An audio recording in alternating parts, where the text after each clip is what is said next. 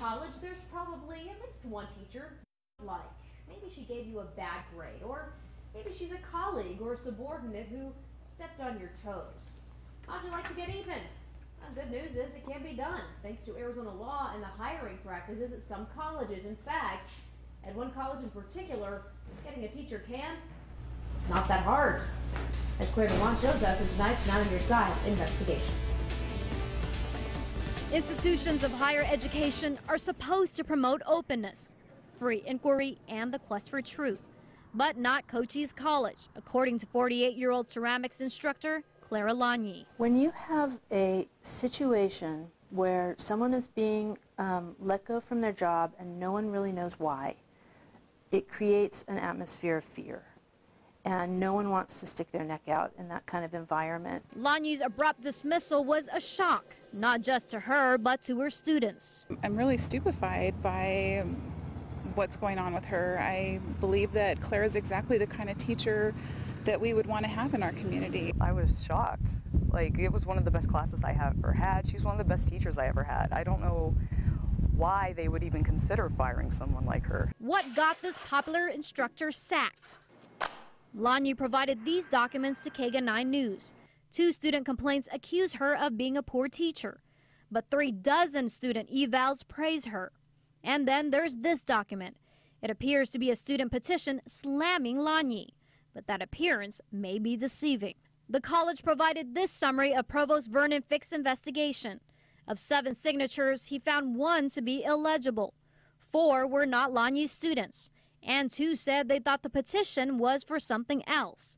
KGUN-9 News tracked down 1 of those 2 students. It was just an informal piece of paper that people were signing to get clay and extra stuff in the classroom. Box score, 2 complaints and what may be a fraudulent petition.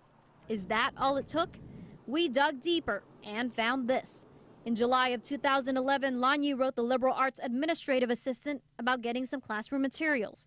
That prompted this rebuke from Dean Chuck Hoyak. Actually, the job of administering to the art department falls to the Dean of Liberal Arts. I don't mean to be rude, but your initial communication should perhaps have been directed toward me. Lanyi apologized profusely for that misstep, twice in writing. But then in October, Lanyi ruffled more feathers.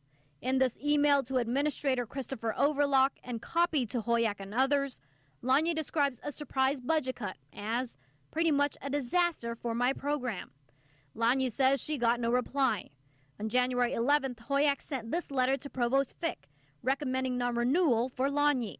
About a week later, Hoyak delivered the bad news to Lanyi in person. I was completely blindsided. I had no idea that anything like that was coming. I had never had a negative performance evaluation.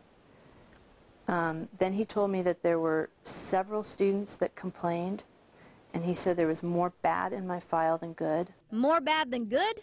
Emails sent a few days later tell a different story. Lanyi gave KGUN-9 News a copy of this exchange between Hoyak and Fine Arts Chair Tanya Biami. Biami wrote, "Hi Chuck, just curious, do you have access to Claire's evals?" Hoyak replies, "Yes I do, but they're not terribly damning." He goes to note that Lanyi was beginning to squawk about her non-renewal and says, "I need to put together as much documentation as possible." But if Hoyak did put together any documentation, it's not here. This is Lanyi's 63-page HR file, which the college provided to KGUN-9 News in response to public records request. The file contains no evaluations, no records of classroom observations, no disciplinary action, no hint of any kind that Lanyi was not doing her job. When word got out that Lanyi was about to be canned, more than 24 students wrote letters of protest. Then on the night of the board meeting, a dozen spoke in her defense. Without a word, the board voted unanimously to fire her.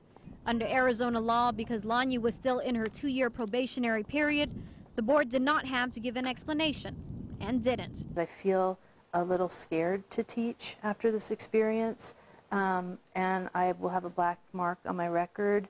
And frankly, I'm a little old to go out in the job market. Lanyi says she now wonders how a college that should promote free thinking and free speech can be silent on firing her. Claire Dwan, KGUN-9, on your side.